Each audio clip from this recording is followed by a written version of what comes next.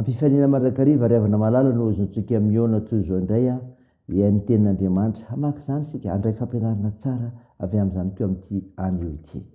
Ho aminareo izy olona voantso malan'Andriamanitra ray sy voatasiro an' Jesosy Kristy ampitomboina ho anareo ny famindram-pony sy fiadanana ary fitiavana. Amen.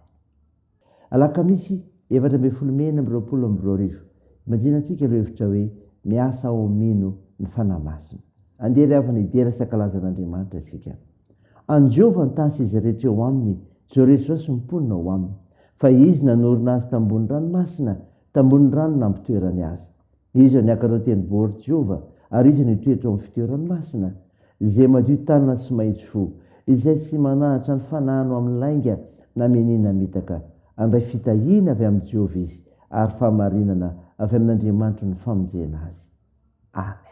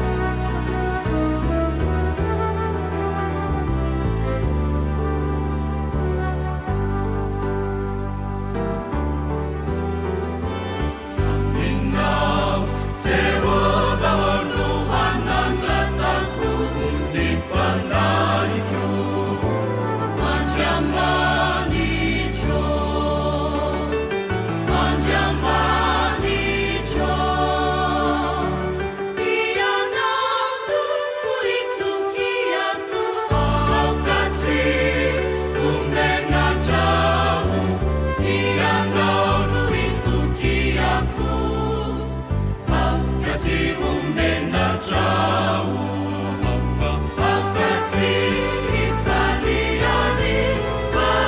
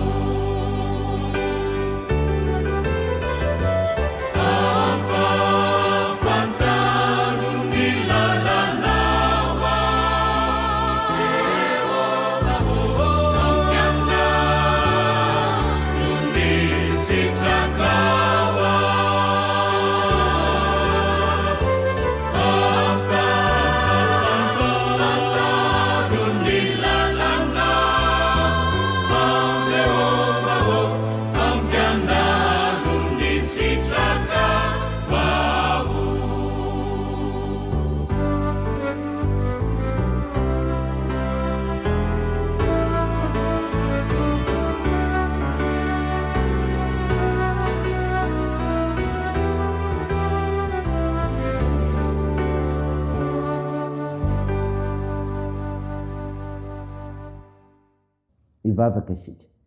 Ry Andriamanitra be famindram-po, misaotra anao zay fa mifahasoavanao nato zao anay, ka afaka mivelona amin'ny teninao sy ny finoananao zay.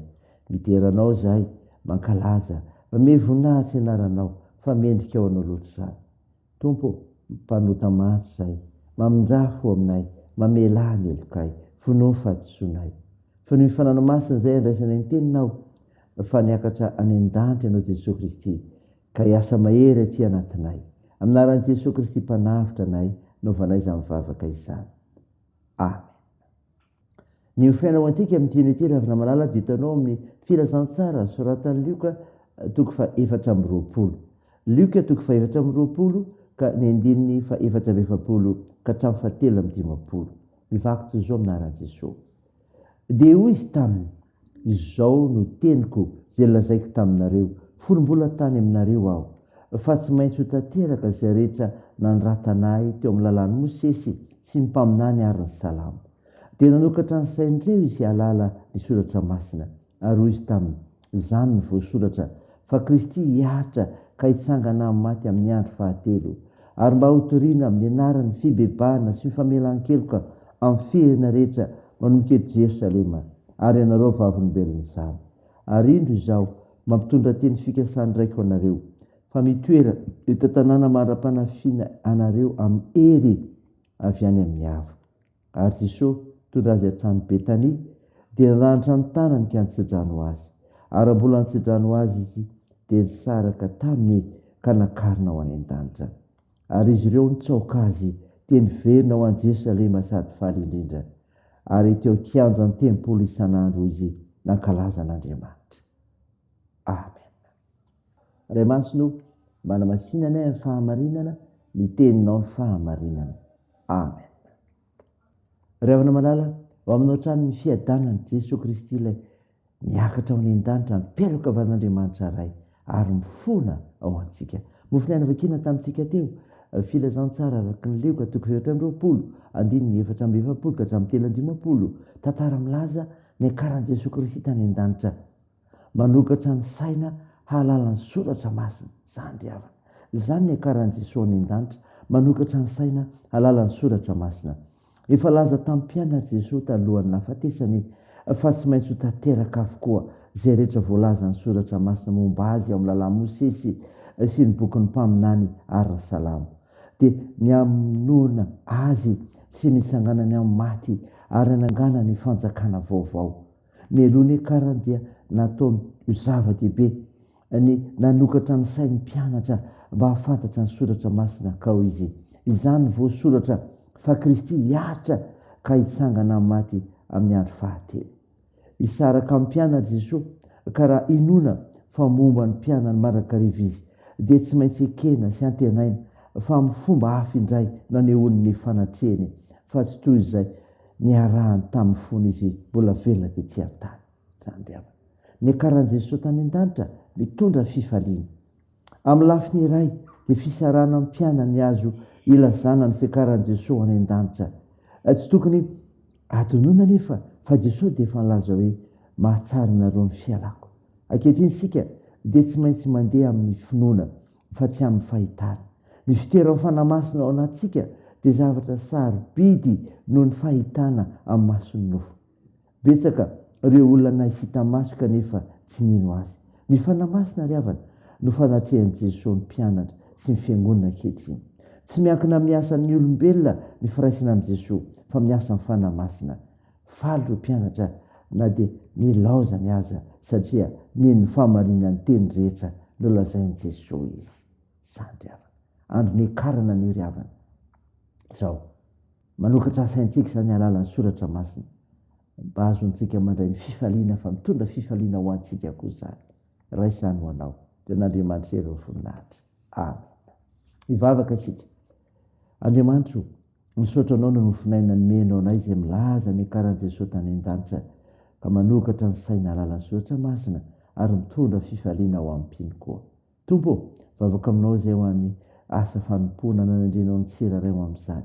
Mba hifabe amin'ny asa ny entsoinao, hanana faharetana sy fiaretana amin'izany, hanana fanantenana mpanantenana izany koa, haijoro vavolombelonao amin'ny fahazotoana amin'ny fotoana rehetra anoina ny voninahitra ao. ka dia hiasa mahera fananao masina amin'izany. Samy tompo ireo marary mila mivavakay. Tompo ao ampiharizo ireo manamanjo. Toandro marisy olona sy sahirana sy teonao ny fiazakazana rehetra. Tao io ny fierinenay ary dia perakempelantanao ny fifarinay amin'ny ty andro ty momba ny fahasoavanao tokoa izay. Andraisy ahitan'i Jesosy amin'ny finoana niakatra any an-danitra ifona ao anay. Ipetraka ankavan'Andriamanitra ao ray. Mivavakay dia ataony amin'ny anaran'i Jesosy Kristy ilay mpanavitra sy mpamonjy anay nampiandrinay nivavaka manao hoe: ranay izay ny an-danitra, ao masina anie anaranao, ho tonga anie ny fanjakanao, atao anie ny sitraponao ety an-tany ho tahaky ny an-danitra.